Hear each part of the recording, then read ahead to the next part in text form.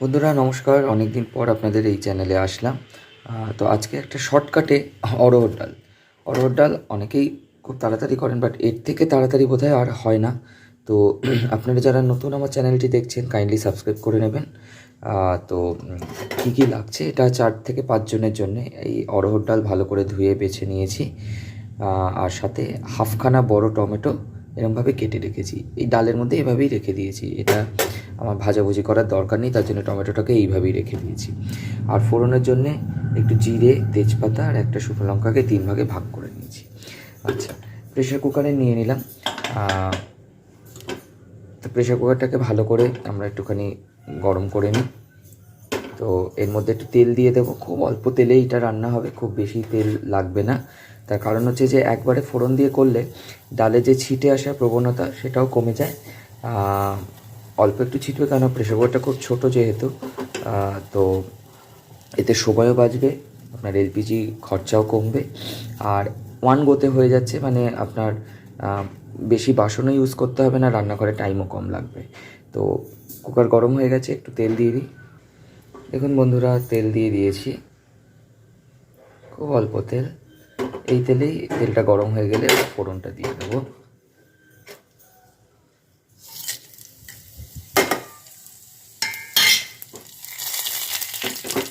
ফোড়নটা একটু ভাজা ভাজা হলেই জল দিয়ে দেবো। ভালো করে নাড়িয়ে নিই, যাতে এক জায়গায় থাকলে পুড়ে না যায় সেটা দেখতে হবে। তো ফোড়নের গন্ধ বেরোচ্ছে, এবার জল দিয়ে দেবো। আমি কোনো অ্যামাউন্ট বলছি না, জাস্ট স্টেপগুলো দেখিয়ে দিচ্ছি। আপনারা যারা একটু ঘন ডাল খান কম জল দেবেন, যারা পাতলা ডাল খান বেশি জল দেবেন। জল দিয়ে দিলাম, এবারে এই ডাল আর টমেটোটা ঢেলে দেব। জল দিয়ে নাড়িয়ে নিয়েছি, এবারে আমি নুন দিয়ে দিচ্ছি পরিমাণ মতো, স্বাদ মতো নুন, হলুদও দিয়ে দেব।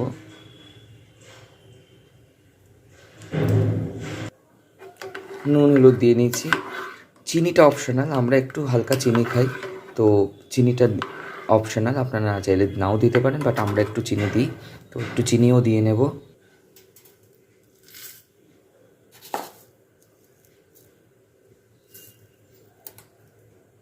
তো নুন হলুদ মিষ্টি সব চেক হয়ে গেছে, দেখুন ডাল ফুটছে, এবারে আমি ঢাকনাটা বন্ধ করে দেবো।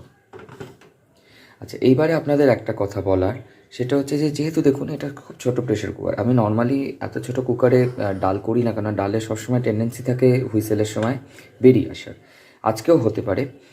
কিন্তু আপনাদের এটা বলে রাখছি, যখনই ছোটো কুকারে করবেন, ডাল করবেন, তখন অবশ্যই ছোটো গ্যাস বার্নার ইউজ করবেন। এটা 1.5 লিটারের কুকার, আপনারা হয়তো 1.5, 2 এরকম কুকারই বাড়িতে আছে। তো সবসময় ছোটো কুকার ইউজ করার সময় ছোটো বার্নার ইউজ করবেন, বড় বার্নার একদমই নয়। আর তার সাথে যেটা করবেন সেটা হচ্ছে যে হাফ আঁচে করবেন, মানে মিডিয়াম আঁচে। দেখুন আমি এটা মিডিয়াম আঁচে বসিয়েছি। হ্যাঁ, এইটুকু যদি আপনারা ফলো করেন তাহলে ডালের ফ্রদিংটা কমে যাবে। তো প্রথম সিটিটা আসুক, এটা আমিও জানি না যে আজকে কি হবে, তো হতেই পারে যে ভীষণ হুড় করে চারদিকে ছিটলো, সেটাও হতে পারে, সেটা আমি জানি না। তো দেখি, প্রথম সিটিটা পড়লে আমি গ্যাসটাকে একদম কমিয়ে দেবো, কমিয়ে দিয়ে বেশ 5-6 মিনিট রাখবো, কারণ এটা যেহেতু সম্বারা দিয়ে করা ডালে সবসময় টাইম বেশি লাগে। তো কিন্তু আপনার একবারে হয়ে যাচ্ছে, টাইম বেশি লাগে মানে 1 থেকে 2 মিনিট হয়তো বেশি লাগবে। যদি আপনি নর্মাল ডাল সেদ্ধ করতেন তাহলে 3 মিনিট লাগতো গ্যাস কমিয়ে, আর এখানে হয়তো 5-6 মিনিট লাগবে। সো কিন্তু আপনার এটা অনেক ঝামেলা কম, আপনার কড়াই ইউজ করতে হলো না, আলাদাভাবে সেদ্ধ আলাদাভাবে সম্বারা দিতে হলো না। টেস্ট মোটামুটি এদিক ওদিক হয় না, খুব একটা পার্থক্য হয় না। অনেকেই মনে করেন যে প্রেশার কুকারে ওয়ান গোতে করলে পার্থক্য হতে পারে, তো সেটাও কিন্তু হয় না। তো ঠিক আছে, চলুন একটা সিটি পড়ুক। তো বন্ধুরা, ফার্স্ট হুইসেল আসছে, দেখি যদি ছেটে আমি সাথে সাথে নামিয়ে দেবো এটাকে। না, ছেটেনি, আমি সাথে সাথে গ্যাসটাকে কমিয়ে দিলাম। দেখুন ছিটলো না কিন্তু কিচ্ছু সেরকম। তো এই ট্রিক্সটা ঠিক আছে। এবার গ্যাস কমিয়ে 5 থেকে 6 মিনিট রাখবো, এবং এই 5-6 মিনিটে যদি কোনো হুইসেল পড়ে তাতে কিন্তু খুব একটা ছিটবে না, কেন গ্যাস কমানো আছে। আর ওই হুইসেল কাউন্ট করবে না, হুইসেল কাউন্ট করে রান্না করলে কিন্তু সময় সব সময় বেশি লাগে।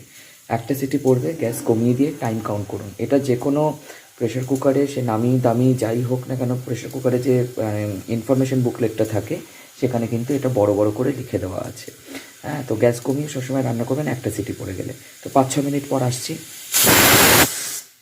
তো দেখুন আমার গ্যাস কমানো অবস্থাতেই কিন্তু হুইসেল পড়ে গেল, আপনাদের সামনেই পড়ে গেল। দেখুন সেরকম কিন্তু কিছু ছিটলো না। হ্যাঁ, তো আমি 5-6 মিনিটই কাউন্ট করব, আমি হুইসেল কাউন্ট করব না। তো গ্যাস আমার একদম কমানো আছে, এই যে দেখে নিন।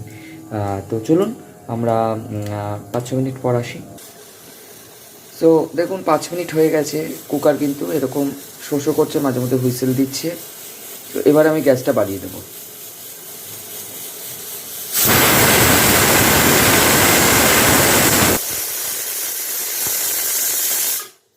দেখলেন তো আর কিছু কিন্তু হলো না, আর একটা সিটি পড়বে এবং বাড়ানো অবস্থাতে, তারপর গ্যাসটা বন্ধ করে দেবো। তো জাস্ট এইভাবে একটু আপনারা যদি করেন তাড়াতাড়ি হবে এবং ঠিকঠাকভাবে হবে।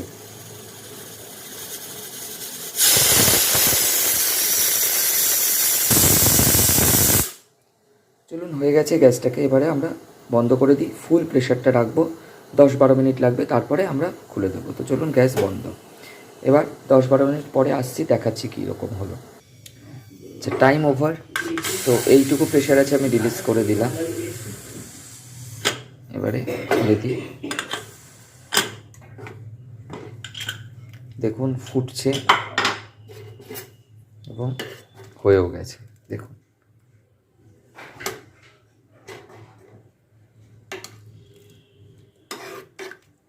গলেও নি, আবার প্রপারলি সেদ্ধও হয়ে গেছে।